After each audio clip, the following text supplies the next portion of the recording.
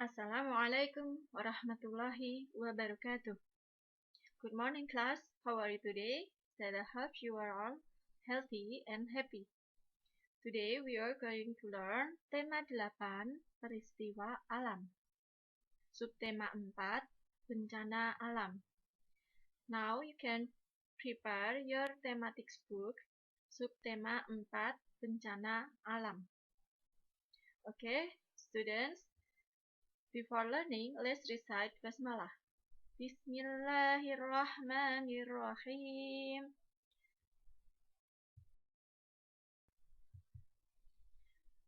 Materi pokok yang akan Ustazah ajarkan pada tema 8, subtema 4, bencana alam, yaitu yang pertama, bentuk kerjasama di rumah.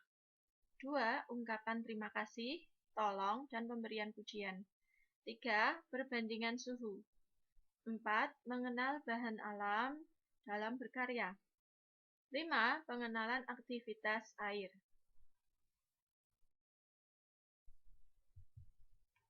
Sekarang kalian bisa mengamati gambar yang ada pada layar kalian.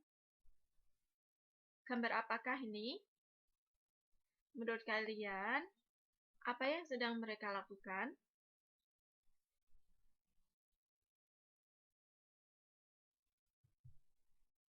Gambar sebelumnya adalah gambar warga yang terkena bencana alam. Mereka berada di penampungan. Oke, mari kita baca bacaannya, bencana alam. Kadang-kadang terjadi sesuatu yang tidak kita inginkan. Bencana alam adalah salah satu contohnya. Bencana alam disebabkan oleh peristiwa alam. Bencana alam seperti gempa bumi dan angin topan.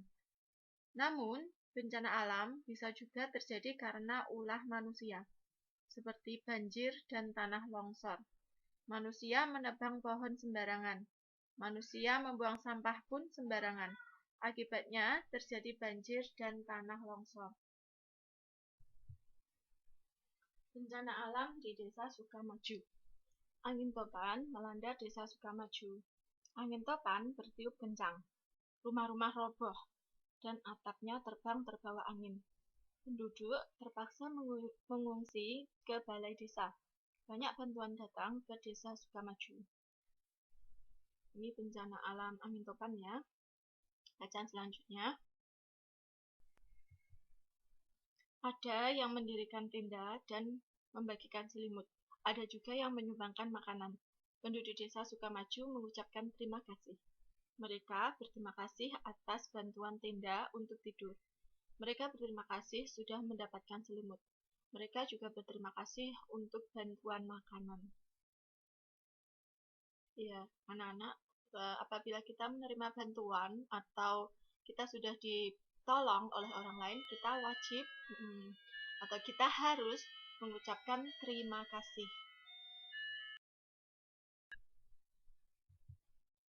Sekarang kalian bisa menjawab pertanyaannya Ustazah. Apa yang terjadi dengan Desa Sukamaju? Mengapa mereka berterima kasih?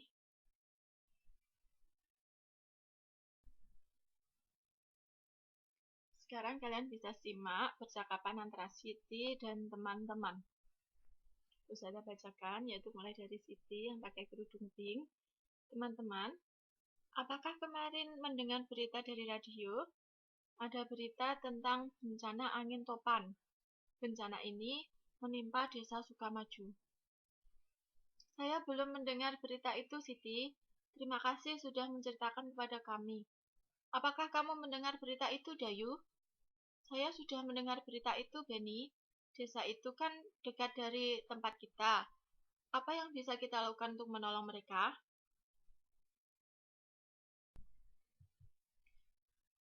Saya akan mengajak keluarga di rumah. Kami akan memberikan bantuan. Kami mau memberikan makanan. Tepat sekali, Beni. Makanan memang sangat dibutuhkan penduduk Desa Sukamaju. Idemu bagus, Beni. Ayo kita mengajak keluarga. Nanti kita bercerita ya tentang bantuan kita masing-masing. Terima kasih teman-teman sudah mau membantu korban bencana alam.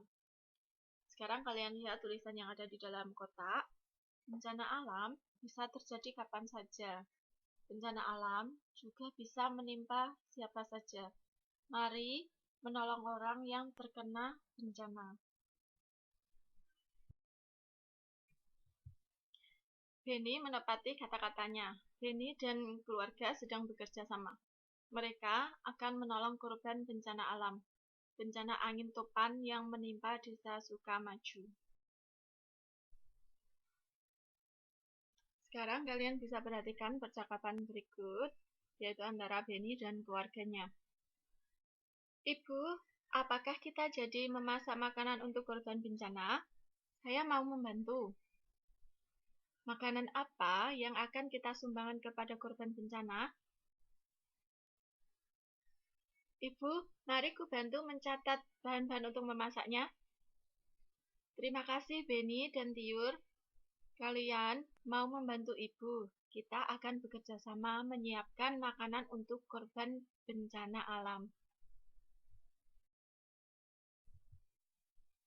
Pengalaman bekerja sama. Dayu telah beraktivitas bersama teman. Dayu telah mengukur suhu benda dengan alat ukur tidak baku. Dayu dan teman-teman beristirahat sejenak. Setelah itu, Dayu dan teman-teman bertukar cerita. Saat tertimpa bencana alam, bantuan sangat dibutuhkan. Orang-orang saling bekerja sama. Para korban bencana dapat segera ditolong. Begitu pula saat di rumah terjadi masalah, anggota keluarga saling bekerja sama agar masalah di rumah segera teratasi. Pernahkah kamu bekerja sama dengan anggota keluarga? Mengapa kita perlu bekerja sama? Kalian bisa pikirkan apa jawaban dari pertanyaan yang sudah ada.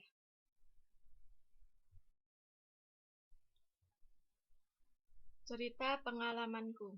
Sore hari, Benny dan teman-teman berkumpul kembali. Mereka berkumpul di rumah Udin. Benny menceritakan pengalamannya di rumah. Pengalaman bekerja sama untuk membantu korban bencana alam. Apa pengalamanmu saat bekerja sama di rumah?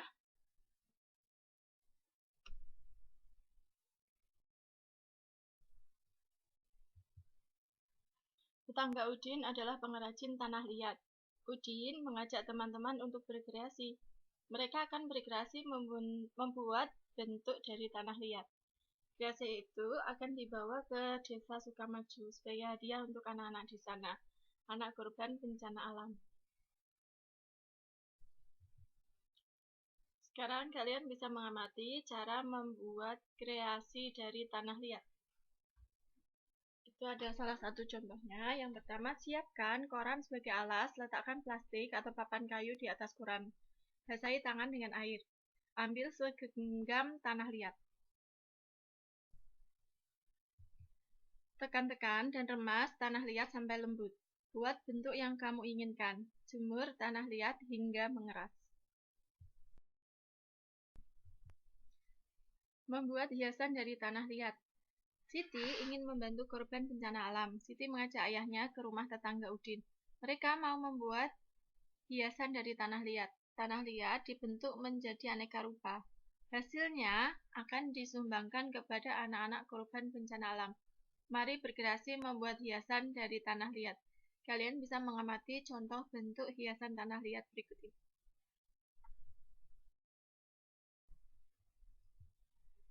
Aktivitas air. Udin dan teman-teman berada di kolam renang. Mereka sedang melakukan aktivitas air. Mereka berdiri dua-dua berjajar ke samping. Mereka berdiri sambil berpegangan tangan. Teman yang berdiri di sisi kolam renang memegang pinggir kolam. Lalu, mereka berjalan di dalam air mengelilingi kolam. Menjaga keselamatan saat di dalam kolam. Dapatkah kamu berjalan di dalam air? Waktu melakukannya, berhati-hatilah saat berjalan di dalam kolam. Mintalah orang dewasa menemanimu. Pegang pinggiran kolam, agar tetap selamat saat beraktivitas air. Mari beraktivitas air. Apabila terjadi banjir, air akan menggenangi jalanan. Kaki sulit melangkah karena terasa berat. Ayo kita latihan berjalan di dalam air, selalu siap siaga apabila bencana datang. Amatilah gambar berikut ini. Kalian bisa melihat gambar berikut ya, waktu kalian ke kolam renang mungkin kalian bisa mempraktekkan gerakan seperti pada gambar.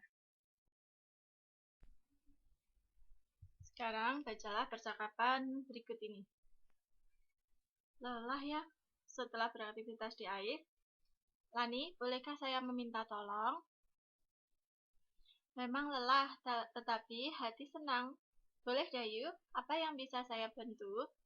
Saya akan memanggil ibu guru. Tolong bersihkan papan tulis ya. Terima kasih Lani. Baik Dayu, saya akan membantu membersihkan papan tulis. Terima kasih kembali.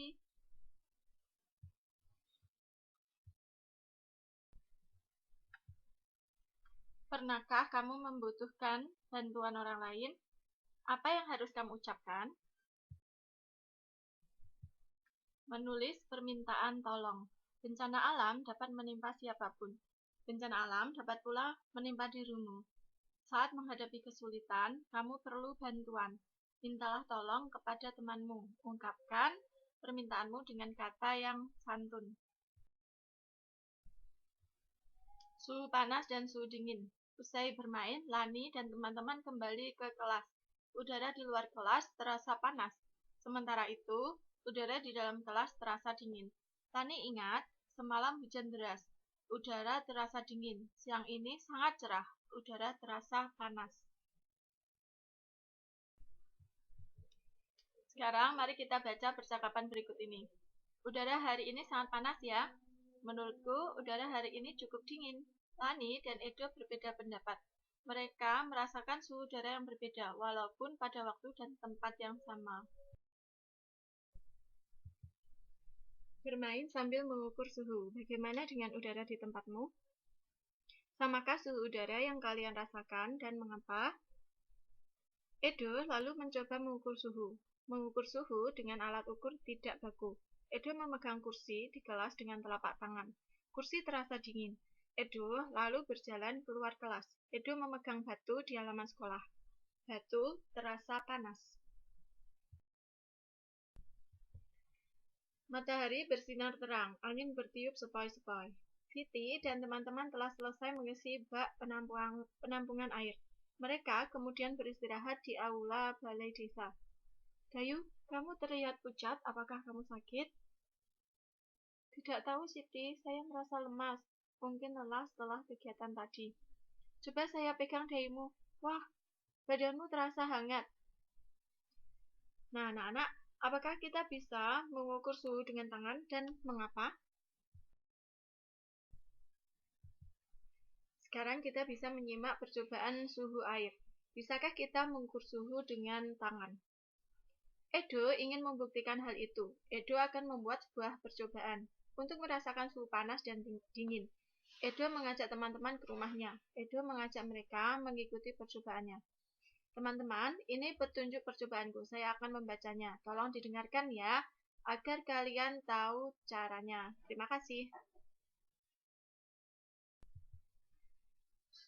Berikut petunjuk percobaan Edo. Mungkin kalian juga bisa mempraktekkan percobaan tersebut di rumah. Yang pertama, siapkan 3 buah wadah A, B, dan C. Letakkan di atas meja. Ketika wadah tersebut diisi air yang sama banyaknya. Jenis dan suhu air di ketiga wadah tersebut berbeda. Minta seorang teman untuk maju ke meja percobaan. Tolong masukkan tangan kalian ke wadah A, kemudian masukkan tangan kiri ke wadah C. Biarkan selama 30 detik. Pertanyaan pertama, apa yang dirasakan oleh tangan kananmu? Apa yang dirasakan oleh tangan kirimu? Setelah itu, masukkan tangan kanan dan kiri ke wadah B secara bersamaan. Setelah kedua tanganmu dimasukkan, apa yang dirasakan oleh tangan kananmu? Pertanyaan selanjutnya, apa yang dirasakan oleh tangan kirimu? Dapatkah tangan kanan dan kirimu merasakan hal yang sama dan mengapa demikian? Urutkan suhu yang terasa di ketiga wadah. Urutkan dari yang terpanas. Urutannya adalah wadah A, B, atau C.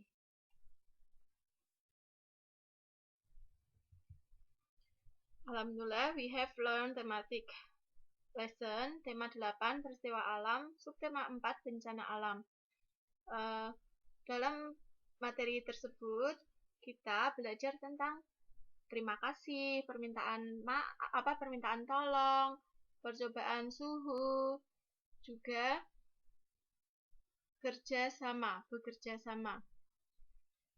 Juga kita sudah belajar tentang aktivitas air di dalam kolam. Nah, kalian bisa mempelajari kembali buku kalian tema 8, sub tema 4. Thank you Solih Solihah for today. Wassalamualaikum warahmatullahi wabarakatuh.